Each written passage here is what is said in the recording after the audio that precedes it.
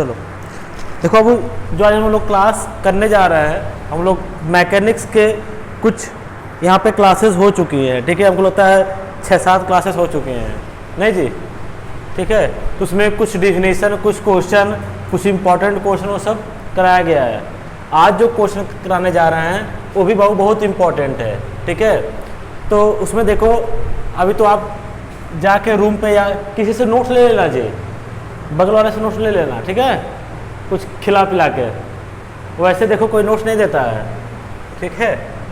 हम लोगों ने पढ़ा था क्या जी, सेंट्रल फोर्स। बाबू ये सब का डिफिनेशन एक बार पढ़ लेना, क्योंकि अभी ये सब यूज होगा, नहीं जी, इस क्वेश्चन में सब यूज होगा। फिर हम लोगों ने पढ़ा था क्या जी, centre of force, centre of force. फिर क्या पढ़ा था जी, सेंट्रल ऑर्बिट, सेंट्रल ऑर्बिट। फिर हम लोगों ने पढ़ा था क्या जी, differential equation of central orbit. ये सब जो भी लिख रहे हैं जी, सब क्वेश्चन पूछे गए हैं और सब आपके नोट्स में हैं। फिर हम लोगों ने पढ़ा था डिफरेंशियल इक्वेशन ऑफ क्या जी, अरे सेंट्रल ऑर्बिट इन किस में था, इन पोलर फॉर्म, और एक था क्या जी, इन मिडल फॉर्म, ठीक। ये हमने पढ़ा था। और क्या पढ़ा था जी, और कुछ इंपॉर्टेंट क्या पढ़े थे जी, क्वेश्चन पढ़े थे इस पे, इंपॉर्टेंट क्वेश्चन। फिर क्या पढ़ा था, हाँ, फिर हम लोगों ने उसका जो रेट ऑफ डिस्क्रिप्शन होता है वो सब हम लोगों ने पढ़ा था। इस पे भी 2 क्वेश्चन, 2 आर्टिकल हमने कराया था। ये सब चीज़ें हम लोग पढ़ चुके हैं बाबू, ठीक है। एक बार नोट्स देखना, समझना, प्रॉब्लम होगी तो पूछ लेना, ठीक है। हम 2 दिन मिलेंगे आपको, फ्राइडे प्लस क्या जी, सैटरडे, 6 से 7, 7 से 8। अभी 2 ही घंटा क्लास चले। अब भाई हमको लगता है कि हमको क्लास एक्स्ट्रा नहीं लेनी पड़ेगी, हमारा मैकेनिक्स इसी में ख़त्म हो जाएगा, ठीक है। 2-4 क्वेश्चन हम लगाएंगे, 5-6 क्वेश्चन आप लगाएंगे, ख़त्म हो जाएगा, ठीक है। भाई पढ़ना आपको है, मेहनत थोड़ा सा आपको करनी है, ठीक है। चलिए, तो एक क्वेश्चन था, उस क्वेश्चन को हम लोग देखें उसमें क्या क्या निकाला गया था। बुक है जी, बुक लाई हो, अभी नहीं खरीदी, खरीद लिए तो क्यों लेके नहीं आए हो जी? अरे लेके आना चाहिए वैसे ही, कहाँ भारी अभी बस्ता है, बस्ता तो समझ रहे हो ना, बैग, ठीक है। देखो कुछ क्वेश्चन है जो हम लोगों ने क्वेश्चन लिखाया था, उसको मैं एक बार पढ़ रहा हूँ, ठीक है। देखो ये आपके एग्जाम में बहुत बार पूछे गए थे। हमने कहा था बाबू तुम किए हो क्वेश्चन को, तुम भी नहीं किए हो, 1 हफ्ता किए क्या भाई, हम 1 हफ्ते बाद मिल रहे हैं। अच्छी बात है, देखो नहीं पढ़ोगे ना तो अच्छी बात है, तो ज़्यादा डाउट होगा नहीं, ज़्यादा डाउट होगा ना तो पूछोगे, है नहीं। देखो एग्जाम्पल नंबर 2 था, पेज नंबर 161 था, और क्वेश्चन पूछा गया था 90, 92, 94, 95, 2012 और क्या था जी 2015, ठीक है। जो आज नए हैं एकदम ध्यान से ना बाबू, क्या क्या हम बताने जा रहे हैं। देखो क्वेश्चन लिखा है, a particle moves in an ellipse, किसमें जी, ellipse.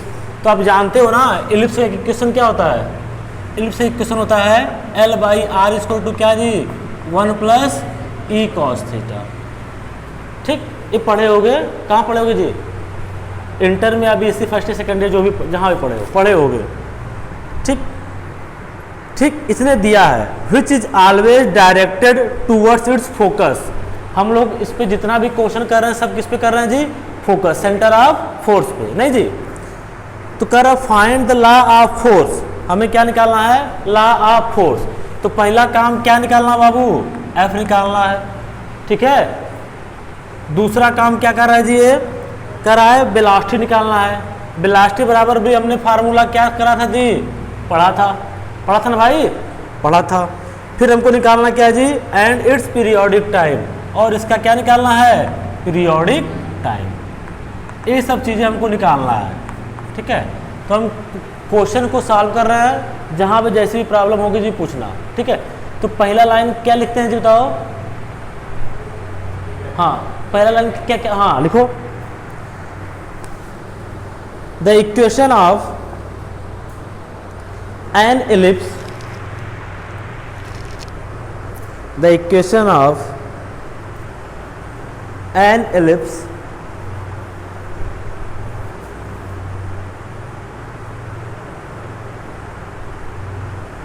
the equation of an ellipse is given by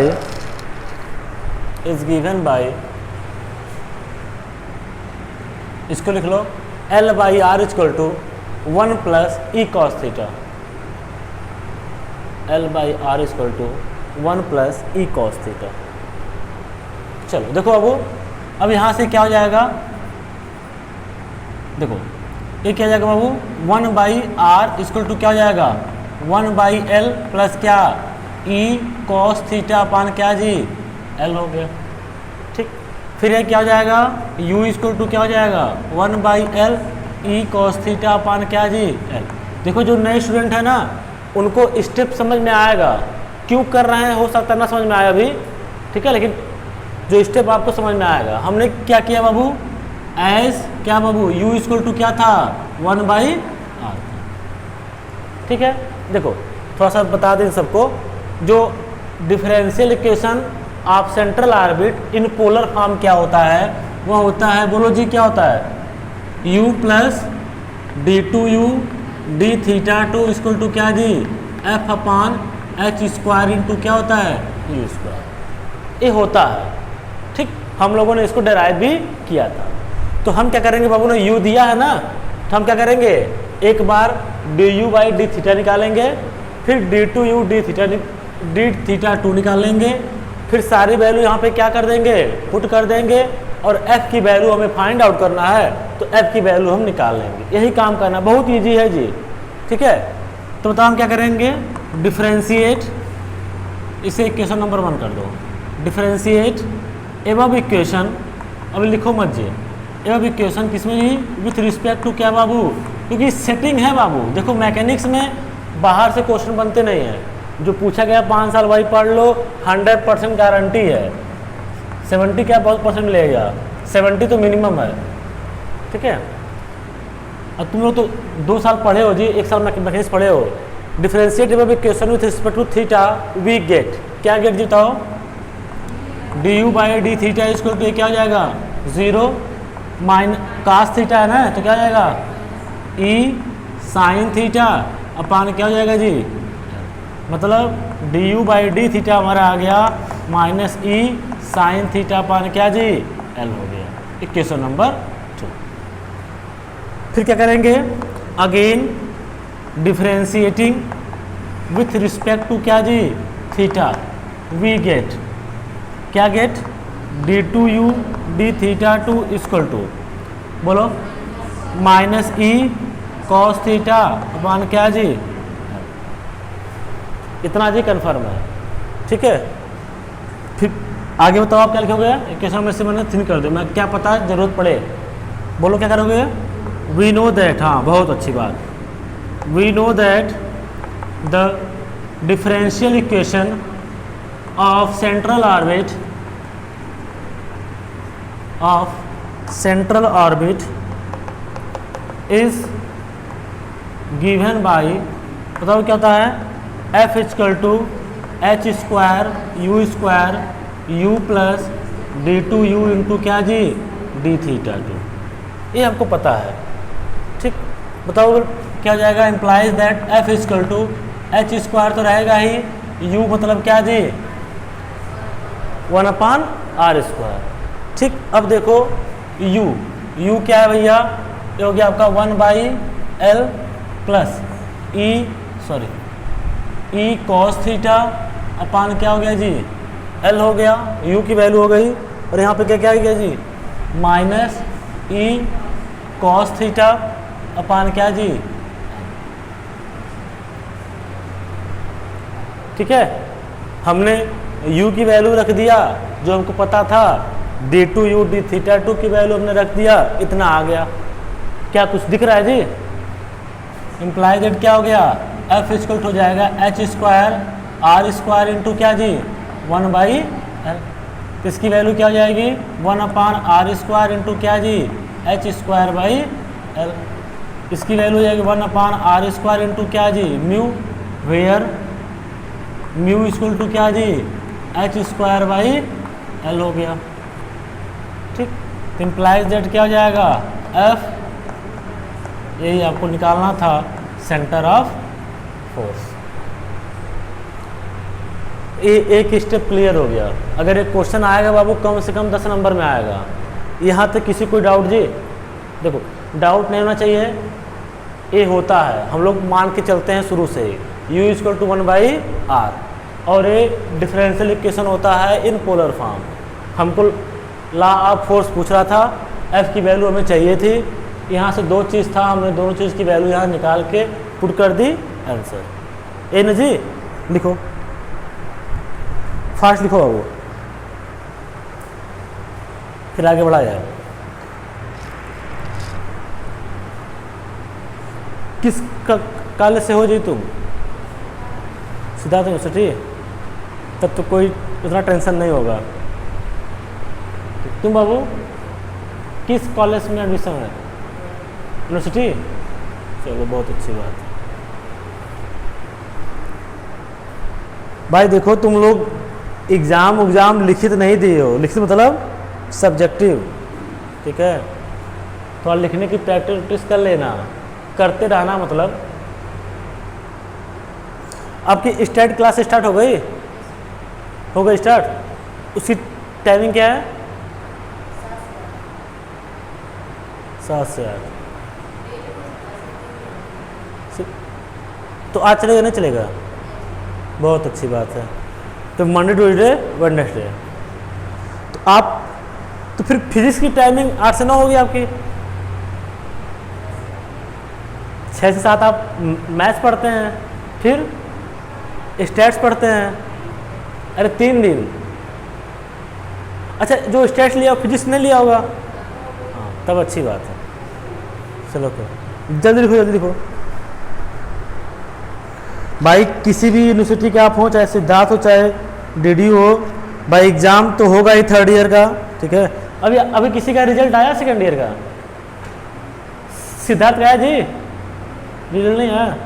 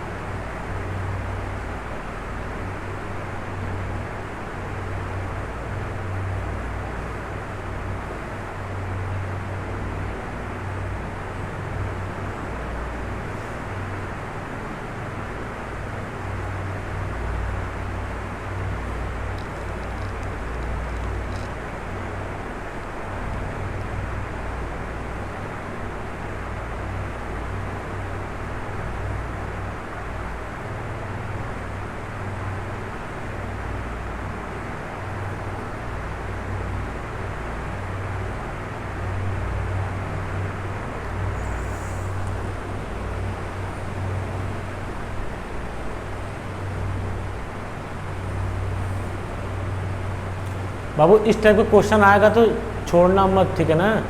हम इस टाइप के बहुत क्वेश्चन करा चुके हैं तुम लोगों को। आज जो बाबू कराया गया है सब आपके एग्जाम में पूछे गए हैं। आज हम लोग एक डिफिनीशन पढ़ेंगे एप्स। एप्स क्या होता है, एप्साइडल डिस्टेंस क्या होता है।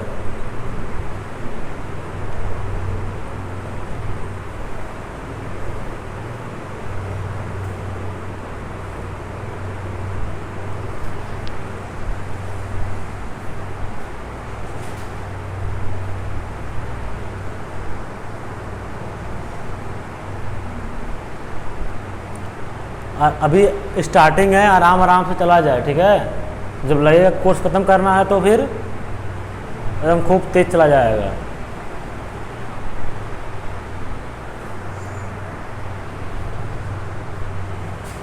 इसके बाद हम लोग एक लाइन लिखते हैं ना जी, बताओ तो क्या लिखते हैं। हाँ बहुत अच्छी, अरे तुम लोग एकदम मैकेनिक्स में पास हो, लिखो नीचे बोले जी। देयरफॉर या हैंस जो भी करना हो, therefore the acceleration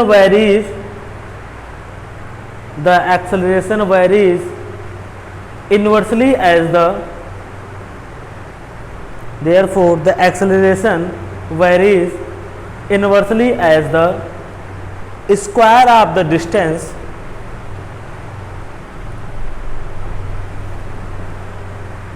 therefore the acceleration varies inversely as the square of the distance of the moving particle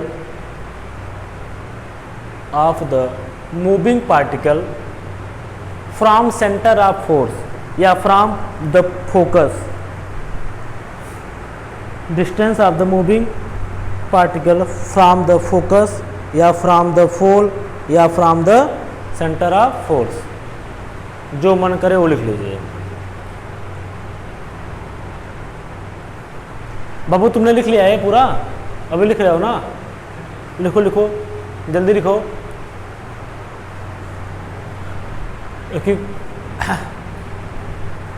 अच्छा आपका आज पहला क्लास है जी? पहला क्लास है हमारा, पहला है कोचिंग का। और लोगों की बातें समझ में आई? चलो हमारी बातें भी समझ में आ ही गई होंगी, या नहीं आए होंगी तो भी कह देना आ गई हैं, ठीक है। चलो अब हम लोग क्या पढ़ा जाए जी? वेलोसिटी पढ़ा जाए। तो बताओ बाबू वेलोसिटी का फार्मूला क्या होता था? बोलो। v square equal to h square u square plus का होल स्क्वायर, यही था जी। अब उन्होंने पूछा है वेलोसिटी, किसी v की वैल्यू निकाल ले बाबू, हमारा काम हो जाएगा, ठीक है। चलो लिखो तो लिखो। Also the velocity of the particle, also the velocity of the particle at any point is given by यहाँ पे कुछ चीज़ों का यूज होगा, ठीक है। इसका तो यूज होगा नहीं, इसको मिटा दें, ठीक है। is given by, चलो बताओ वो क्या हो जाता है? v स्क्वायर इक्वल टू, इसको लिखो h square u square plus b u d theta का क्या जी? होल स्क्वायर, ठीक। बाबू एक फार्मूला, चलो अभी जब फार्मूला यूज पड़ेगा तो हम बताएंगे। इलिप्स पढ़े होगे ना इंटर में थोड़ा बहुत, तो अगर थोड़ा बहुत जानोगे तो हम थोड़ा बहुत बता देंगे तो काम हो जाएगा, ठीक है। देखो तो v स्क्वायर इक्वल टू ये हो गया आपका h स्क्वायर अपान, अभी तो कुछ अपान कहा, u मतलब क्या जी? इसका होल स्क्वायर, तो 1 अपान l, तो इसको हम लिख सकते हैं 1 प्लस ई कॉस थीटा इन जी अपान l का क्या जी? Whole square plus d u d theta, इसका हम क्या करते हैं जी? Minus e sine theta upon क्या जी? जब थोड़ा सा हम लोग बड़े हो जाएंगे ना तो हम लोग डायरेक्ट करेंगे जी, ठीक है ना। अभी हम लोग बड़े नहीं हुए हैं। एच स्क्वायर इक्वल टू, देखो अब कहीं कुछ गलती हुई है क्या? यहाँ पे एच स्क्वायर ही है ना। चलो देखो यहाँ पे क्या बाबू, यहाँ पे एल स्क्वायर आएगा, यहाँ पे एल स्क्वायर आएगा, तो ये क्या हो जाएगा जी?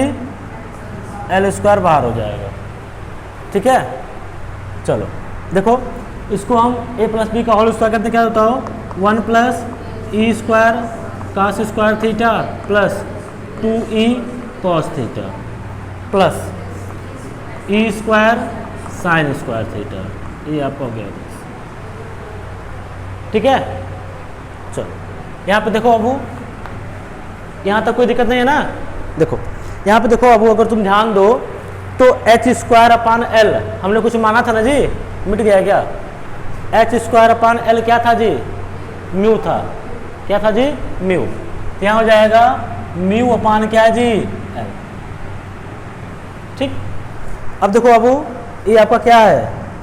ई square cos square theta E square sine square theta, E square common हो गया, क्या बचा जी? हाँ समझदार हो। तो 1 प्लस क्या जी? ई स्क्वायर, और क्या बचा जी? Plus 2e cos theta, 2e cos theta. बाबू देखो हमको जो भी वेलोसिटी निकालनी है उसमें कास ओस नहीं आना चाहिए, तो देखो यहाँ पे ई कास थीटा है, यहाँ पे ई cos थीटा है, इसकी वैल्यू हम क्या करें जी, यहाँ से फाइंड आउट कर लें। इसकी वैल्यू हम यहाँ से क्या करें जी, फाइंड आउट कर लें। ई cos theta upon L, L नहीं है तो हम एल लेते आए, ऐसा करते ना बाबू।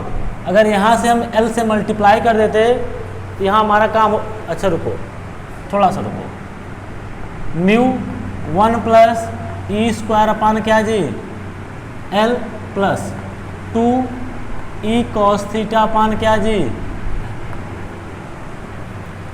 ठीक है, हम क्यों कर रहे हैं पता है ना, हम इस ई cos थीटा के टर्म को हटाना चाहते हैं।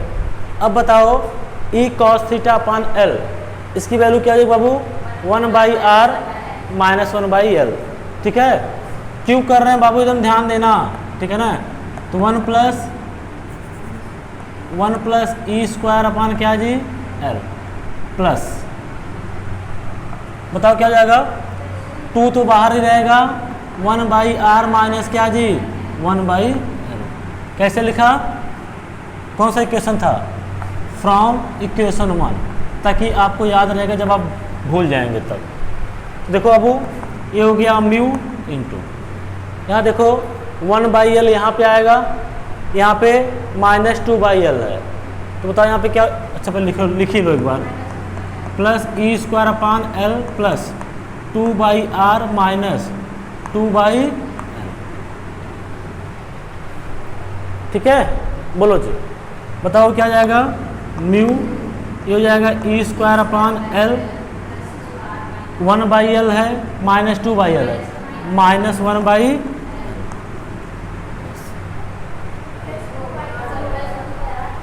अब 2/r बच गया,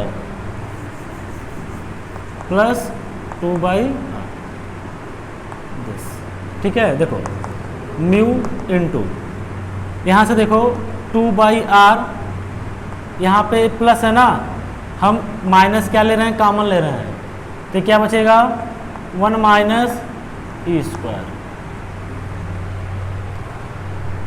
एल कॉमन हो गया, लिख लिया। यहाँ पे ई स्क्वायर -1 है, हमने माइनस कॉमन लिया, 1 माइनस ई स्क्वायर हो गया। क्यों ऐसा किया, हाँ क्या क्या करने के लिए, एक इलिप्स में पढ़े हो ना, इलिप्स में पढ़े होगे कि बी स्क्वायर की वैल्यू क्या होती है, ए स्क्वायर 1 माइनस ई स्क्वायर, पढ़े हो, ये चीज़ें याद आ रही हैं भाई, पढ़े होगे, हम फिर से इलिप्स नहीं पढ़ाएंगे, ये पढ़े होगे कहीं। और एल की वैल्यू क्या है, सेमी लेटरस रेक्टम, इसकी वैल्यू क्या होती है जी, बी स्क्वायर अपान क्या होती है जी, ए होती है। ठीक है, ये सब चीज़ें आपको पता। अब देखो बाबू यहाँ पे 1 माइनस ई स्क्वायर, तो 1 माइनस ई स्क्वायर की वैल्यू क्या हो जाएगी जी, b square by a square, और एल की वैल्यू क्या होती है, बी स्क्वायर बाई क्या होता है, ए होता है। हम इन सब का इसमें यूज करना चाहते हैं। यहाँ देखो म्यू 2/r माइनस 1 अपान, एक लाइन हम समझा रहे हैं, देखो 1 अपान ई स्क्वायर की वैल्यू क्या हो जाएगी जी, बी स्क्वायर अपान क्या जी, ए स्क्वायर। फिर देखो 1/l है, तो 1/l की वैल्यू क्या हो जाएगी जी, ए अपान बी स्क्वायर, तो 1/l ये हो जाएगा ए अपान बी स्क्वायर इंटू, यहाँ क्या हो जाएगा जी, बी स्क्वायर अपान क्या जी, ए स्क्वायर, कैंसिल हो जाएगा तो क्या बचेगा, यही आंसर है। देखो ये सब हम स्टेप आराम से करते आएंगे। ई cos थीटा है, उसे हमें क्या करना है जी, हटाना है, एलिमिनेट करना है। एलिमिनेट करने के हम जाएंगे शुरू में क्वेश्चन नंबर 1 में, अरे क्वेश्चन नंबर 1 में, वहाँ से हमने इसको क्या कर दिया, एलिमिनेट कर दिया। अगर आप चाहें तो अगर इससे आसान आप कर सकते हैं तो आसान कर लीजिए, हमको समझाना था इसलिए आपको लग रहा होगा कि 1-2 स्टेप फालतू है, जो ज़्यादा समझदार हैं उनको फालतू लग रहा होगा। ठीक है, ये हमने यहाँ पर लिख दिया, फिर इसके बाद इसको सिंप्लीफाई किया, ई स्क्वायर -1 आ गया, 1 माइनस ई स्क्वायर। अब हमको दिया था कि इक्वेशन ऑफ कर्व क्या था, एलिप्स था, तो एलिप्स में एक इक्वेशन होता है, पढ़ लेना जाके रूम पे घर पे, ये होता है, कन्फर्म है। ठीक है, तो b square equal to a square 1 minus a square. फिर एक होता है लेटस रेक्टम, एक होता है सेमी लेटस रेक्टम, ठीक है ना। नाम सुने हो, एक पीछे का डायलॉग होता है, नाम तो सुना ही होगा, ओ दिल तो पागल है, नहीं, राज, नाम तो सुना ही होगा, ठीक है। 20 नाम है राहुल, बी स्क्वायर, तो यहाँ से हमने क्या किया, 1 माइनस ई स्क्वायर की वैल्यू यहाँ पे बी स्क्वायर अपन क्या कर दिया, ए कर दिया, और एल की वैल्यू होती है कहाँ गई, b square by a, semi latus rectum, इसकी वैल्यू वैसे जो अच्छे समझदार हैं वो ऐसे इसको लिखते हैं, कैसे लिखते हैं, ऐसे लिखते हैं, जो समझदार होते हैं, b square upon a equal to a 1 minus e square, मतलब एल की वैल्यू क्या हो गई, ए 1 माइनस ई स्क्वायर, यहीं पे वैल्यू पुट कर देते 1 बाई आ जाता। ये भी सही है, ये भी सही है, जो तो हमने इसलिए इसको समझाया ताकि तुम समझ जाओ भाई, एक समझ जाओगे तो अपने से कर लोगे, नहीं तो डायरेक्ट इसको हम लिख देते हैं। अब देखो वही आया भी है, ठीक है। फिर हम चाहते हैं कि आप, कुछ लोगों का पहला क्लास है तो कुछ बच्चे आते हैं पहले क्लास में, पहले ही दिन टीचर को जज कर लेते हैं ठीक है ठीक है, और थोड़ा सा अगर दिक्कत हो, नहीं यार मज़ा नहीं आ रहा है, ठीक है, ठीक है ना, यहाँ तक कोई दिक्कत जी। तो ऐसा करो बाबू कि यहाँ तक लिखो, यहाँ तक लिखो, किसी स्टेप में बाबू डाउट हो तो पूछ लो, ठीक है। हाँ हाँ 2 बाई आ रहा है,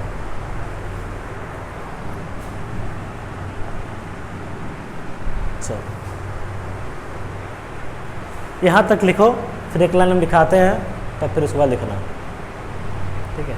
कहीं प्रॉब्लम हो आपको कैलकुलेशन में, आप पूछ सकते हैं जी, ठीक है ना।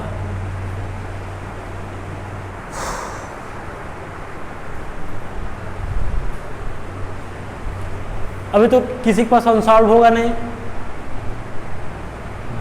मार्केट हम लोग तो आ गया होगा, देख लेना अनसॉल्व पर, खरीद लेना, और जैसे जैसे मैं चैप्टर वाइज पढ़ा रहा हूँ वैसे देखते रहना, ठीक है। कोशिश यही रहेगी कि आपका प्रत्येक क्वेश्चन आप अनसॉल्व का आपके नोट्स में रहे, ताकि जब आप एग्ज़ाम के, अभी तो आप पढ़ रहे नहीं होंगे, जब आप पढ़ें तो आपको लगे नहीं यार सही है, सर जी ने कुछ पढ़ाया हो चाहे ना पढ़ाया हो, लेकिन पूरा अनसॉल्व जो है करा दिया है। थैंक यू सो मच, जल्दी करो।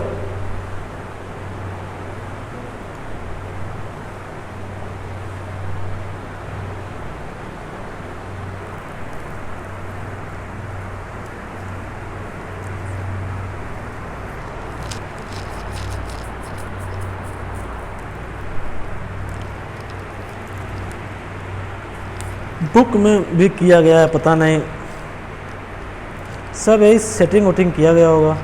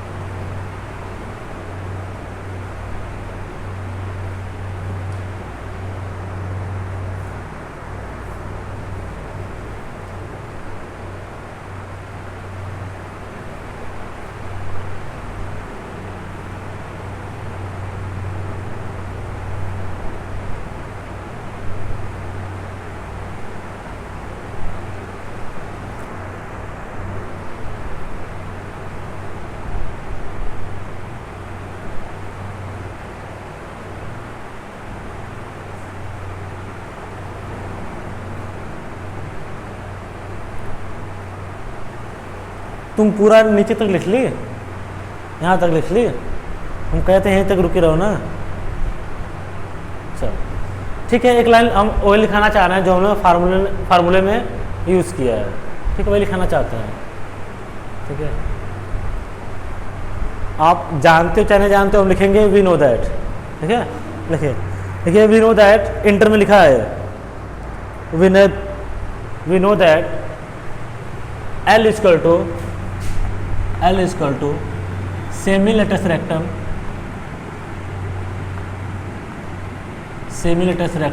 Equal to b square by a and also we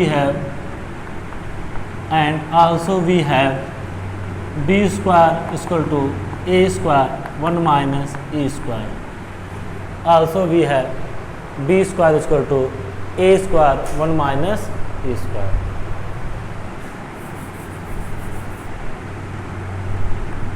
Here we use L equal to b square by a 1 minus e square. इसी रिलेशन का हमने यूज़ किया है।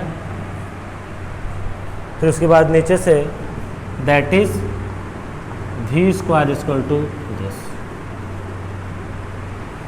ये चीज़ें जो मैंने यूज किया है मैंने लिखा दिया। ठीक है, L semi latus rectum equal to b square by a। ठीक, एंड आल्सो वी है, ये फार्मूला होता है एलिप्स का। हॉरिजॉन्टल होता है तो ये होता है, जब वर्टिकल एलिप्स होता है तो क्या होता है जी, ये होता है a square equal to b square 1 minus e square. ठीक है, ये पढ़े होगे। ठीक है, चलो क्लियर है यहाँ तक भाई? यहाँ तक कहीं कोई दिक्कत नहीं है, आगे बढ़ा जी। चलो, तो जो तुम्हारी सहेली ऑनलाइन क्लास करती है उससे पूछती हो समझ में आता है कि नहीं आता है? आता है। चलो, अभी एक चीज़ इसमें और निकालना है, क्या जी? Periodic time. ठीक है, वो निकालना है। क्वेश्चन लंबा है इसीलिए 10 मार्क्स में पूछता है। और देखो, अगर तुमको स्टेप बाबू देखो, कुछ लोग होते हैं होशियार, वो क्या करते हैं 1 plus e cos theta upon l, 1 plus e cos theta upon l की वैल्यू क्या रह देते हैं डायरेक्ट 1 बाई आर। रख यहाँ से तो रख सकते थे तो 1 अपान आर स्क्वायर आता बाबू, लेकिन यहाँ पे फिर साइन स्क्वायर क्या करता, तुमको दिक्कत करता है। ठीक है ना, तो ज़्यादा होशियार बनना भी दिक्कत है। ठीक है, चलो लिखो। आगे हम लोग आते हैं पीरियोडिक टाइम पे। चलो लिखो,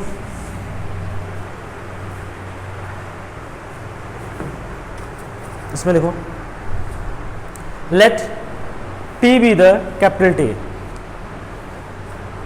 let t be the periodic time of the particle, let t be the periodic time of the particle described by the ellipse. ellipse की एरिया क्या होती है? पाई ए बे, उस उन्होंने बताया था ना जी।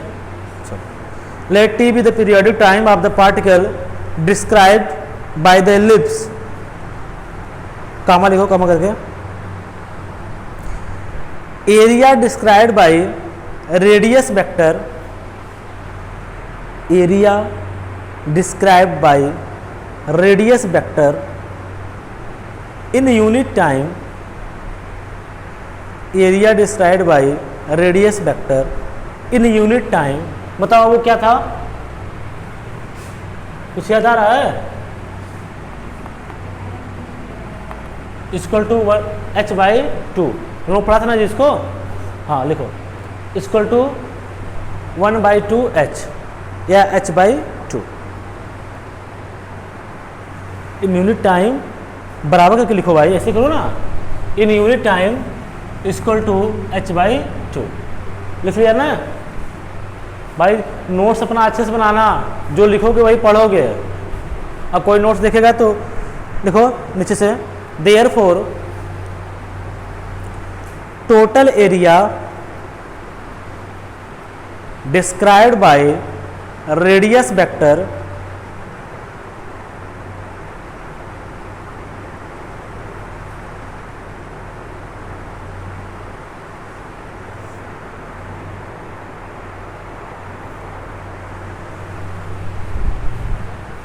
इस लाइन को हमको से लिखाना नहीं चाहिए था, हमने तो लिखा ही दिया था। चलो लिखो, कोई बात नहीं। Therefore, the total area described by the radius vector is equal to h by 2. Is equal to h by 2.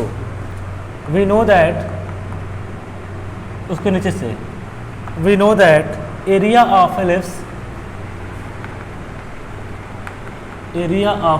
is equal to कितना था जी, पाई ए बी. हैंस क्या हो जाएगा 1/2.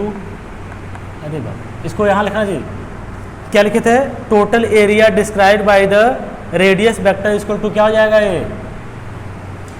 Half h T. ठीक है, टी हमारा टाइम पीरियड है. थोड़ा सा ऊपर करो, यहाँ लिखो h/2 टी. यहाँ पे देखो अब फिर से देखो, हम जो लिखा है फिर से उसको देखो, मिलाओ. देखो, let t be the periodic time of the particle describe by ellipse, area described by radius vector in unit time. वो क्या था बाबू, h/2 था. तो टी हमारा क्या था, पीरियोडिक टाइम. तो हमने फिर क्या लिखाया कि total area described by radius vector equal to क्या, half h t. We know that area of ellipse क्या होता है, टोटल पाई ए बी. इसका मतलब है hence half h t equal to क्या हो जाएगा, पाई ए. अब इसी हमको टी की वैल्यू निकालनी है, टी की वैल्यू निकालनी है. एच भैया को हटा देना है.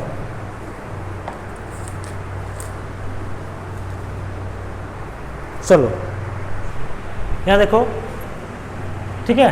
तो यहाँ से बताओ टी इक्वल टू क्या हो जाएगा बाबू, 2/h इंटू क्या हो जाएगा जी, पाई ए बी. यहाँ से हम b या a को, ठीक है, किसी एक को एलिमिनेट कर दें. तो जो टाइम पीरियड जो है आपको हमको लाना है a में लाना है. ठीक है, तो यहाँ पे देखो b की वैल्यू क्या होती है, b की value b² a equal to क्या होता है जी, l होता है. तो b² की वैल्यू क्या हो जाएगी, al. यहाँ ध्यान दो तो, और देखो यहाँ पे क्या होता था, h² L इक्वल टू क्या होता था जी, म्यू होता था. ठीक है, तो h इक्वल टू क्या हो जाएगा जी, √μl. यहाँ हम लिख रहे हैं 2/h है, h की वैल्यू क्या हो जाएगी जी, √μ इंटू क्या जी, l हो जाएगा. ठीक, इंटू पाई ए इंटू b की वैल्यू क्या है बाबू, √al. ठीक है, अब देखो यहाँ पे क्या हो जाएगा, 2 ये आपका √μ. यहाँ देखो √l यहाँ पे है, √l यहाँ पे है, क्या हो जाएगा जी, कैंसिल. क्या होता है बाबू, pi a into a to power क्या, 1/2. इसकी वैल्यू हो जाएगी 2√μ इंटू ए टू पावर क्या जी, 3/2. यही आपका क्या है, टी है. यहाँ हमने क्या क्या यूज़ किया बताओ. यहाँ हमने एक चीज़ यूज़ किया, क्या यूज़ किया, h² इक्वल टू क्या था, μl. एक चीज़ इसको यूज़ किया. यहाँ पे हमने फिर क्या यूज़ किया था जी, यहीं पे क्या यूज़ किया था कि l इक्वल टू क्या होता है, b²/a. इस दोनों चीज़ को यहाँ पे यूज किया, रख दिया, सिंप्लीफाई कर दिया, आपका टी हमारा निकल गया. लिख लो भाई 3. इसमें समझ लो 3 प्रॉब्लम था. ठीक है, हम लोगों ने आराम से एक एक प्रॉब्लम को किया.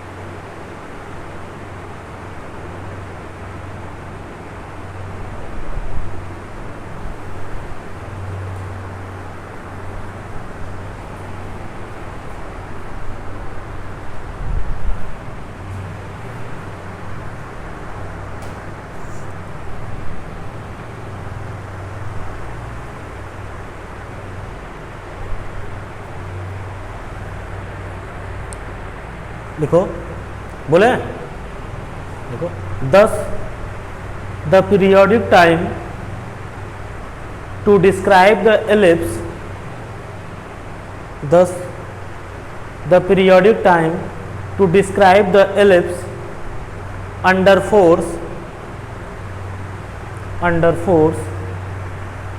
directed its focus under force directed its focus is 2 pi a to power 3 by 2 upon under root mu, 2 pi a to power 3 by 2 upon under root mu। चलो भैया, तो एक क्वेश्चन हमारा क्या हो गया जी, खत्म हो गया। भाई इस क्वेश्चन में कहीं कोई प्रॉब्लम है तो पूछ सकते हो जी, ठीक है। जो पुराने स्टूडेंट हैं उनको दिक्कत नहीं है जी, वो तो एक हफ्ता हमको झेल चुके हैं, ठीक है। जो नए वाले हैं उनको थोड़ी बहुत पढ़ा।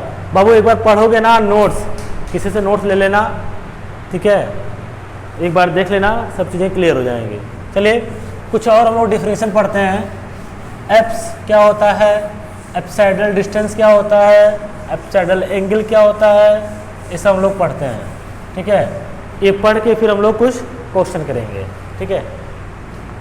देखिए हम थोड़ा सा धीरे पढ़ा रहे हैं, ठीक है। यहाँ पे कुछ स्टेप हम उड़ा के भी कर सकते, उड़ा मतलब हटा के भी, ठीक है। माइंड में लिखिए डिफिनेशन एप्स।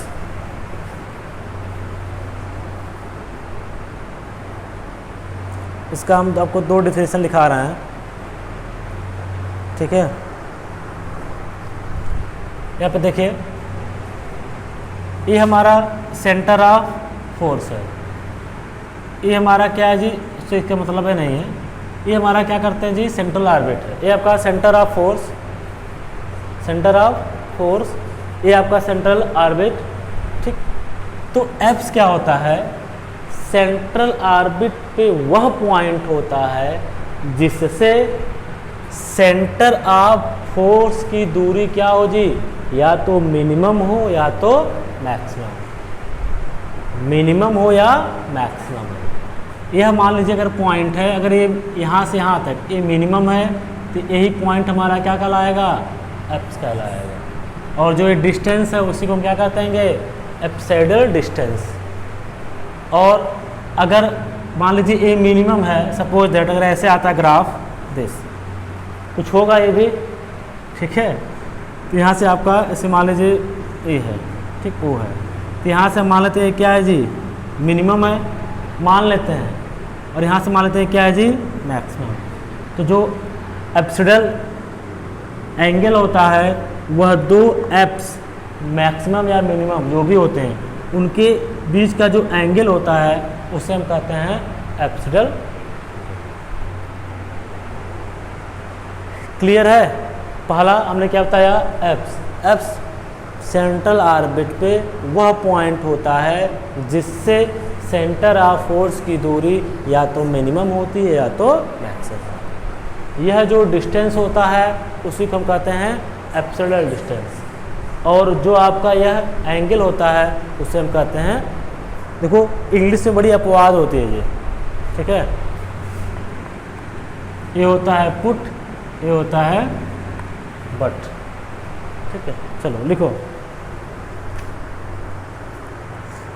अच्छा, कभी आपके मन में क्वेश्चन उठा था कि नहीं कि इसको ऐसा क्यों पढ़ते हैं, इसको ऐसा क्यों पढ़ते हैं? बता दिया गया ये पढ़ते हैं, आपने पढ़ लिया।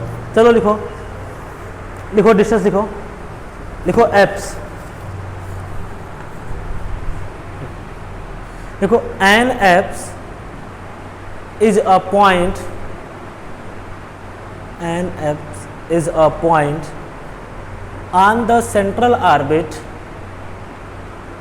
N apse is a point on the central orbit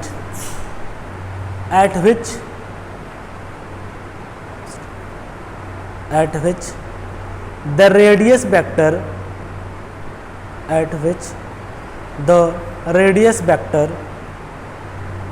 from the center of force, which the radius vector from the center of force has a maximum और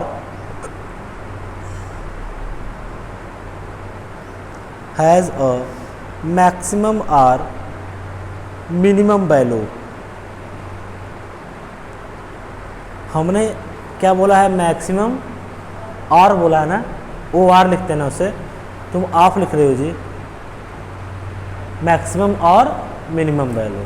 ठीक है, चलो आगे लिखो।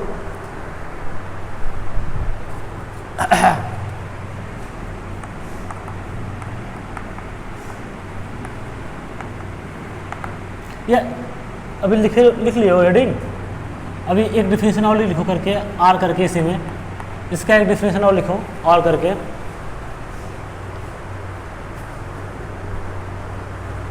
लिखो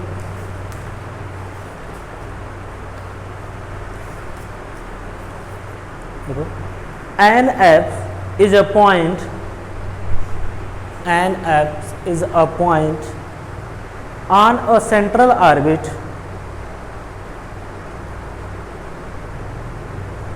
on a central orbit at which the velocity is perpendicular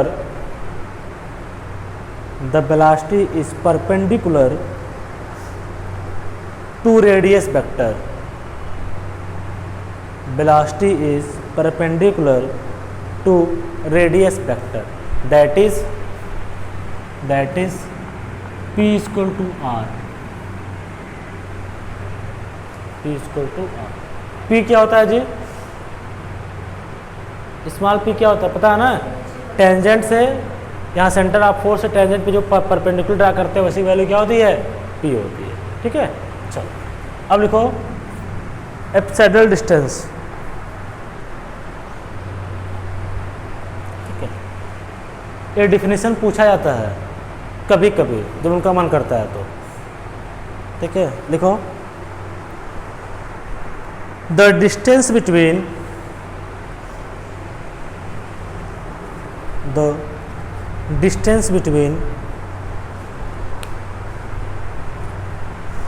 apps and center of force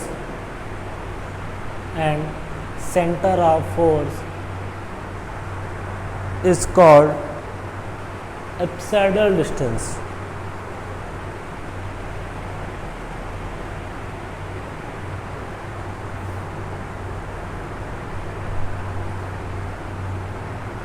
अगला definition वहाँ पे लिखा है, नहीं लिखा है?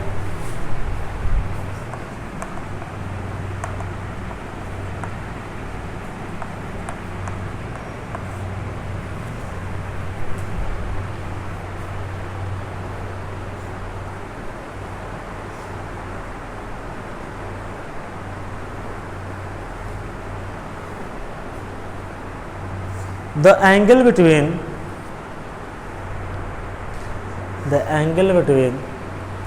any two consecutive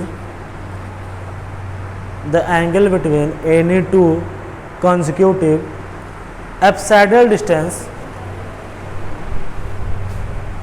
अब ये नहीं है कि यहाँ से यहाँ का एंगल, मतलब अगर मान लो ए भी मिल रहा है, ए भी मिल रहा है, ठीक है, यहाँ भी मिनिमम मिल रहा था, यहाँ भी मिनिमम मिल रहा था, यहाँ मैक्सिमम मिल रहा था, ये ऐसा नहीं, इस दोनों के बीच का मतलब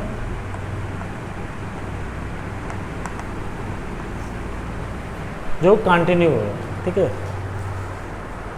any two consecutive epsilon distance is called epsilon angle. ये आपका हो गया डेफिनेशन। ठीक है,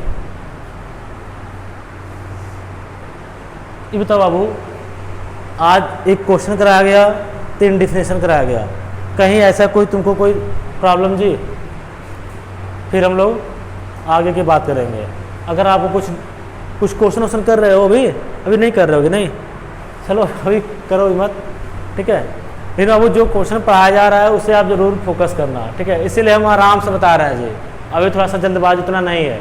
अभी पूरा सितंबर हम लोग ऐसे ही आराम से लेंगे। हमको लगता है अब बाबू जो भी है इस पे एप्स पे 2-3 थ्योरम है, कभी कभी 2 नंबर में पूछे जाते हैं।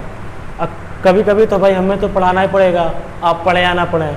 जितना टीचर पढ़ाता है उतना स्टूडेंट नहीं पढ़ते हैं, वो अपने हिसाब से दिमाग लगाते हैं कि यार इसको पढ़ने से फ़ायदा है, ठीक है, तो अपना दिमाग लगा के पढ़ते हैं। तो हमको तो कराना है, और बाकी 3 से 4 मैक्सिमम क्वेश्चन हैं जो एग्ज़ाम में पूछे गए हैं, वही पढ़ा के आपका ये चैप्टर क्लोज हो जाएगा। मतलब अभी 3-4 टर्म लगेगा, ठीक है। सितंबर में आपका ये ख़त्म हो जाएगा।